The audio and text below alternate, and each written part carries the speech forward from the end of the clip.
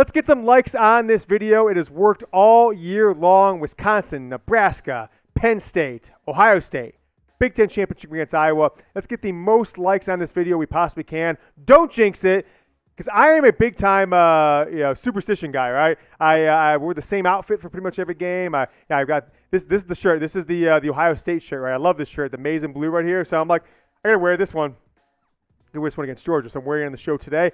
Like the video because you don't want to be the guy on New Year's Eve about midnight saying, damn it, I didn't like that video. I was just stick it to Yoder because, hey, I'm not doing what he tells me. And they lost. It's probably because of you if that happens. So, just like the video. It's no big deal. And it helps the show out, gets our content in front of more Michigan football fans. Let's talk about my 5 keys to victory over Georgia. I mean, I look back at the Ohio State ones, right? That was the Ohio State game was the one I prepared for all year, watched every single Ohio State snap this year. I haven't done it with Georgia yet, but I think I've got them pinpointed down of what Michigan needs to do to beat this Georgia football team. And I think Michigan did 4 of the 5 that I said they needed to do against Ohio State. If they can do 4 of these 5, I think you are going to be sitting with this team beating Georgia, being the college football national championship game. First up on this show, score 30 points, right? I think I said score 40 against Ohio State, right? And they scored 42. This one's 30. Right. This is one of the best defenses in recent college football history when it comes to scoring the ball on defense. Right, they're holding teams to 8-9 points before the Alabama game. Alabama dropped something 40 on them, and so that narrative got pushed out the window just a little bit. But Michigan needs to score 30 points to ensure that they win this game because, one, I don't think Georgia can score 30 points on Michigan, and this team is on a roll. So I think they can get it done from an offensive perspective in the last 3 games, which Maryland, Ohio State, and then an Iowa team, folks, that was ranked in the top 15. At one point was ranked number 2 in the country about 6-7 games into the season. Michigan's outscored their opponents 142 to 48 in their last 3 games. That is just tremendous. It's great to see. And I don't think they're in the 40s like they have. I think it was 59, 42, 42 the last 3 games. But they've been really, really efficient in the red zone the last 4 games, okay? You go back to, was it Penn State? That was Indiana, whatever it was. Obviously, Iowa, Ohio State, Maryland. I can't remember what the 4th one was. Yeah, whatever. We'll look at the schedule. 19 trips the last 4 games to the red zone. This was the thing that was crushing this team all year on offense is they couldn't get it done in the red zone.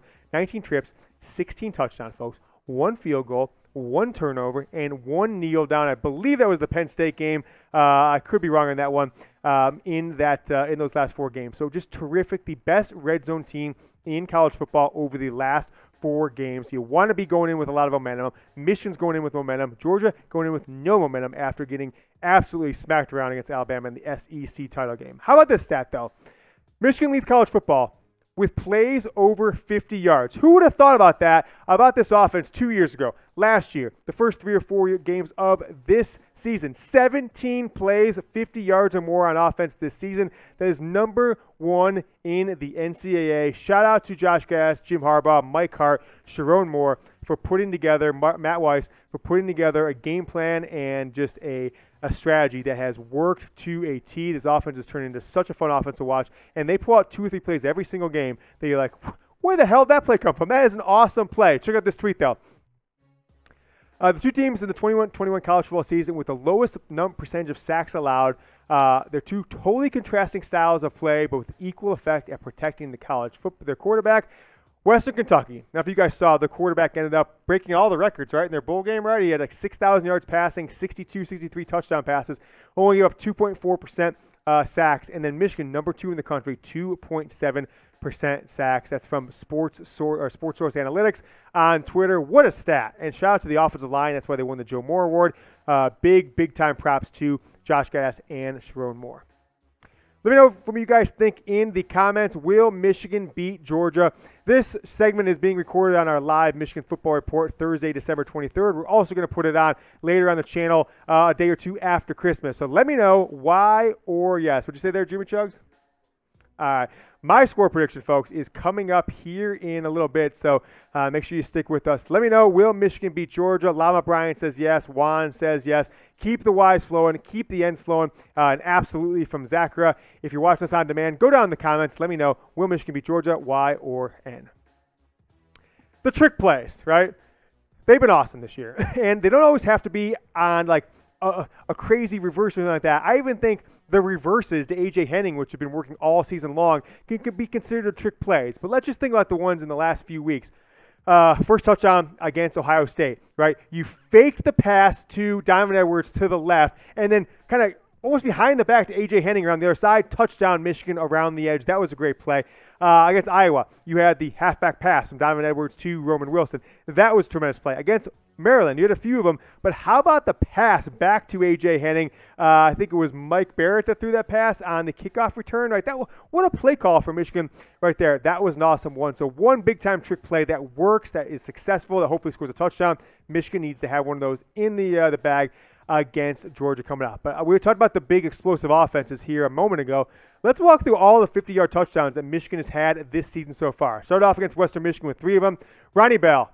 Gosh, I wish he would have played in this team this year. He so deserved it. 76-yard pass from Cade McNamara. AJ Henning, 74-yard run on a reverse, and Dalen Baldwin that J.J. McCarthy rolled out to the side. Everyone's like, don't throw it, don't throw it. Just dropped it across the field, after the running catch, 76-yard or 69-yard touchdown to Dalen Baldwin. Blake Corum, that run where he was like the last 20 yards doing the peace sign, the Tyreek Hill against Washington. And then Cornelius Johnson, 87-yard pass from Cade McNamara in the second quarter. I think it was right towards before halftime against Northern Illinois. Continuing on with Northern Illinois, Blake Corum had a 51-yard run. Donovan Edwards had a 58-yard run in the fourth quarter. Dalen Baldwin had a kind of garbage time touchdown pass. Just a beautiful pass. 3-step drop from J.J. McCarthy right over the top to Dalen Baldwin against Wisconsin. And Andrew Anthony on, I think it was Michigan's first possession, maybe second possession, 93-yard pass. We kind of did a quick slant across going from right to left. Caught it, took it to the house, one of 2 touchdowns he had on that day. But we're not done, folks. AJ Henning, the 81-yard kickoff return against Maryland. That was the pass-back play that I think it was Mike Barrett threw it across field. Henning caught in stride, whoop, whoop, whoop, up the sideline, touchdown. Donovan Edwards had that 77-yard swing pass out of the backfield, beat the linebacker over the top from McNamara. Blake Corum, a 67-yard run. That was in the read option where, J.J. McCarthy came flying out of nowhere to make downfield blocks. And then Roman Wilson's 75-yard pass, if you recall, from Donovan Edwards. What a year. What an offense. 10 players, folks. 10 players with 50-yard plays on offense this season. I mean, that's unheard of. That's unbelievable, right? You've got 3 running backs you've done. You got receivers. I mean, that is just unbelievable that Michigan has had that much success with explosive plays. And it's a testament to what Josh Gass, Jim Harbaugh, Sharon Moore have done this year. It is Christmas in 2 days, or you might be watching this after Christmas. You can still get Big 10 Championship gear. They're back in stock, most of the stuff. It's not going to get there by Christmas, of course, at this point. But if you want to have it there by the national championship game, if you want to get it for someone for a late Christmas present, or just remember this season forever, there's T-shirts, there's hats, there's sweatshirts, almost in every size. You can get them back in stock now. Chatsports.com/champ will drop you on the Michigan football store with Fanatics. Use that link. It'll be active all season long until Michigan wins the national championship on January 10th in Indianapolis. Got to rush for 150 yards. I don't think I put 175 for Ohio State. I don't think you need to get there to beat Georgia because Georgia doesn't have that kind of offense. But Hassan Haskins is going to be the guy to do it. Blake Corum, we'll talk about his health, I think, later in the show. We've got a question coming up on that. But Hassan Haskins has been the man lately for Michigan. Let's take a look at his last 5 games rushing, right? Going from most recent down past that. Iowa, 17 carries, 56 yards. They didn't really need him. Michigan kind of broke the game open, 2 touchdowns early on, and he still scored 2 touchdowns. 28 carries, 169, 5 touchdowns against Ohio State. 20 for 78, 2 touchdowns. 31 for 156, didn't get the end zone against Penn State. 27 for 168. That's about as good of a 5-game stretch as I can ever remember a Michigan football player having, let alone maybe even a Big 10 football player having in the home stretch of a season to win it. I mean, Zeke Elliott a few years back had the Michigan game and then the Big 10 championship game, etc. But this is up there with among the best 5-game stretches of any Big 10 player in my lifetime. I'll ask you guys this question. Over or under for Hassan Haskins against Georgia, 125 yards. What do you guys think? Rushing, 125 yards rushing versus Georgia. What do you guys think Hassan Haskins is going to do? Give me an O if you think it's over. Give me a U if you think it is under. Got about 300 people watching live here on a Thursday afternoon, or you guys are watching later on demand. Type O for O, type U for under. I'm going to say over. I think he's going to do it, right? This is Hassan Haskins' year. This is his team. I'll tell you what, Jeremy. When my son is old enough to understand, hard work, dedication, commitment. Hassan Haskins is the guy I'm going to try and like, hey, look up to this guy. I love Hassan Haskins. I think he is the epitome of a Michigan football player. He has been one of my favorite player over the last 3 years, and it's a shame he didn't get as many snaps as he should have as the running back in 2019 and 2020. But he's been the man this year. I think he goes over. I think he puts everything into this game, puts the team on his back, gets Michigan to the national championship game. How about the stat for you? 2021 Michigan team, the first team in college football history to have a 10-year improvement year over year. So Michigan won 2 games in the COVID-shortened season last year, 2-4.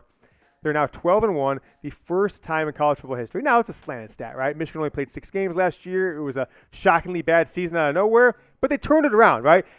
You and I both knew that you didn't expect 12-1 at this point. I think most, diehard Michigan fans maybe said 9-3, 10-2. This is just tremendous to see, and it's a stat that I think Michigan should hang their hat on and should be super proud of. Before we continue on, I just want to make this statement because I said it for Coleridge Stroud. I'll say it for Stetson Bennett. Jim Harbaugh cannot lose to a quarterback named Stetson Bennett, a guy who plays like Stetson Bennett, a guy who throws like Stetson Bennett, and it's because he was able to stop some of the greatest quarterbacks in the NFL playoffs. You don't think he can come up with a game plan to beat Stetson Bennett? Let's take a look at it. Toss him up there, Jimmy. Look at Jim Harbaugh's 5 playoff wins, the quarterbacks and the teams he won them against. Drew Brees, Aaron Rodgers, Matt Ryan, Aaron Rodgers again, Cam Newton. All right, Drew Brees, one of the top 5 quarterbacks in NFL history. Aaron Rodgers, I think, as well, but he's also an NFL MVP, multiple-time NFL MVP. Matt Ryan is an NFL MVP. Cam Newton won an NFL MVP, and Jim Harbaugh beat those guys in the NFL playoffs. Matt Ryan, Aaron Rodgers, and Cam Newton, he all beat on the road, folks. I think he can beat Stetson Bennett in the college football playoff. How about this guy, Brock Bowers? He is having a tremendous year. Michigan needs to limit him under 5 catches. If he gets 5 catches, that means he's probably on a roll. He's going to get 6. He's going to get 7. He's going to have himself a game. He is the one weapon that I think Michigan has not seen anything like him so far this season. 47 catches on the year, 791 yards, 16.8 yards per catch, and 11 touchdowns. I think they need to key on him, come up with a game plan for this player. They've got good running backs, but so did a lot of teams Michigan played this year. Penn State had good running backs. Ohio State has a great running back, right? Plenty of teams have good running backs. Only Michigan State really, gave Michigan the business when it comes to the running back perspective. So I think they'll be able to handle Georgia's running back. I am more scared about Brock Bowers kind of finding a seam up the middle or even going deep, right? 17 yards per catch, guys. He can go deep and he can catch the ball and make yards after catch. So got to key on him. All right, I'm going to give shout-outs. Those of you watching on demand, I'll give shout-outs in the next video. But those of you watching live, in about 4 minutes here, anyone who follows me on Twitter or retweets my pinned tweet, which is the video with this live show link into it, I'm going to follow you back, and I'll give you shout-outs here coming up as soon as we're done with this 5 keys to victory over Georgia. We're going to do live Q&A, audience question and answers here in 1 moment. Last but not least, you've got to force at least 1 turnover in this game. Georgia does not turn the ball over a ton. They don't throw a lot of interceptions. They don't fumble the ball a lot. And Michigan hasn't necessarily turned the ball over a lot. But when they do, they certainly have capitalized it on defense. When they get turnovers, have capitalized it a ton this year. Ohio State didn't have any turnovers, but Michigan still got the win there. So this is the one that I don't think has to happen, but it would certainly help Michigan out if Stetson Bennett throws an interception. If Georgia, fumbles a kickoff, fumbles a run, I think Michigan will be able to capitalize that and get a lot of momentum on their side. Here is the quarterback that Georgia has tasked to beat Michigan with JT Daniels getting COVID. I don't know if he's going to play. If he doesn't, then they don't have an option. They've got to start Bennett. 64% completion this year, 2,300 yards, 24 catches, and 7 interceptions for the Georgia football quarterback. The walk-on, the Georgia legacy, that is what we got. Get an interception from him. I think Michigan wins this game.